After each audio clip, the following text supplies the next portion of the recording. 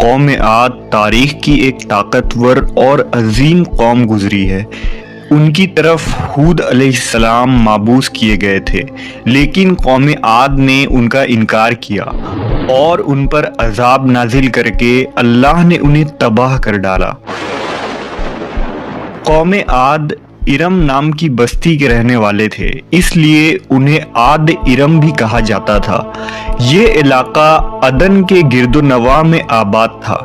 یہ لوگ بہت ہی لمبے قد اور مضبوط قامت کے لوگ تھے۔ اپنی طاقت و قوت کے بل سے یہ لوگ بہت جلد پورے یمن پر قابض ہو گئے۔ ان پر کئی بادشاہوں نے حکومت کی، مگر دو بادشاہ ایسے آئے جن کی حکومت عظیم اور جاہ و جلال والی تھی۔ ایک کا نام شدید اور دوسرے کا شداد تھا، جو بھائی تھے اور اپنے زمانے میں بے شمار لشکر و خزانے جمع کیے تھے۔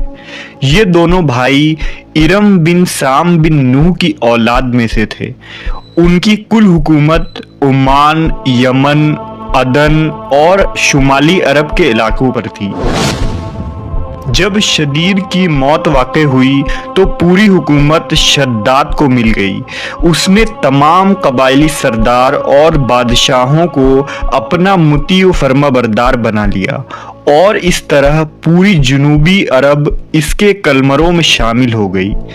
اس نے اپنی حکومت کو عروج تک پہنچا دیا۔ دنیا کے دیگر ممالک کے بادشاہ اس کے باج گزار ہو گئے۔ اس تسلط اور غلبے نے اس کو اتنا مغرور و متکبر کر دیا کہ اس نے خدائی کا دعویٰ کر ڈالا۔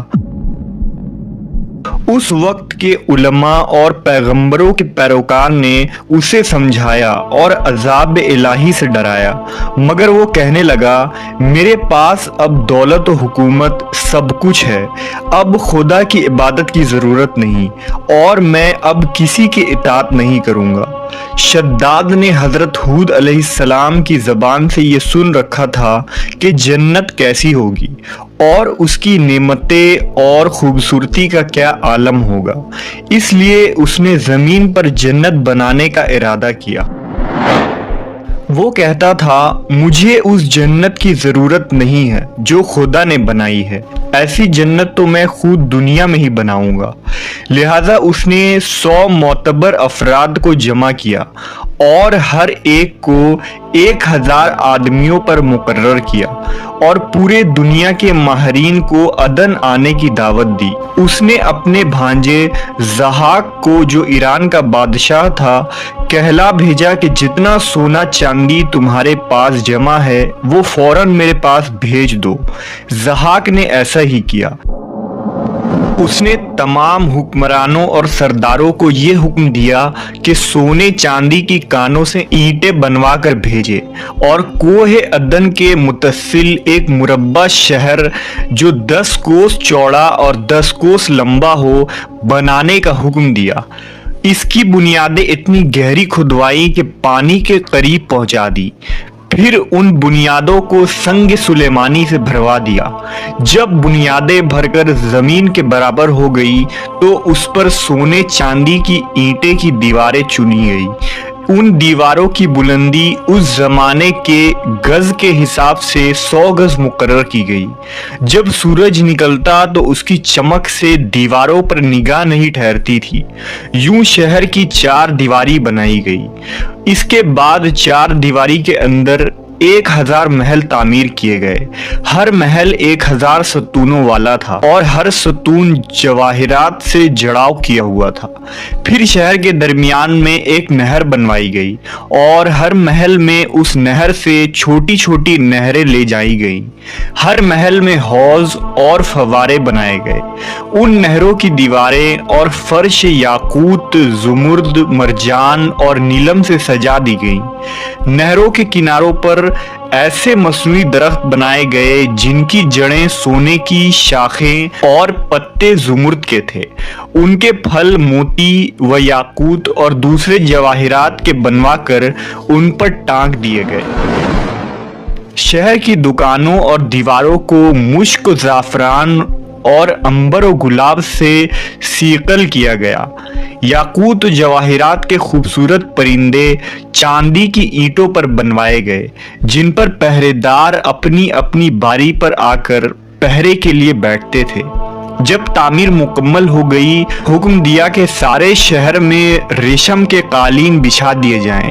پھر نہروں میں سے کسی کے اندر میٹھا پانی، کسی میں شراب، کسی میں دودھ اور کسی میں شہد و شربت جاری کر دیا گیا۔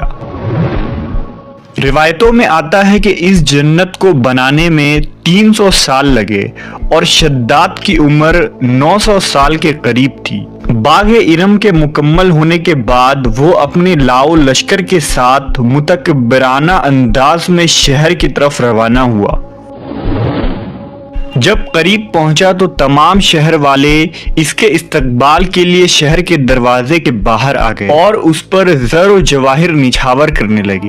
ابھی اس نے گھوڑے کی رکاب سے ایک پاؤں نکال کر دروازے کی چوکھٹ پر رکھا ہی تھا کہ اس نے ایک اجنبی شخص کو اپنے قریب کھڑا دیکھا۔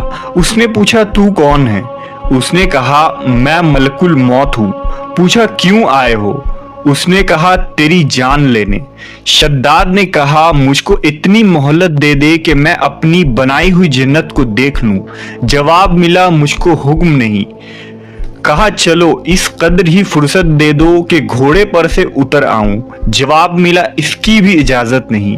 لہذا ابھی شداد کا ایک پاؤں رکاب میں اور دوسرا چوکھٹ پر ہی تھا کہ ملک الموت نے اس کی روح قبض کر لی۔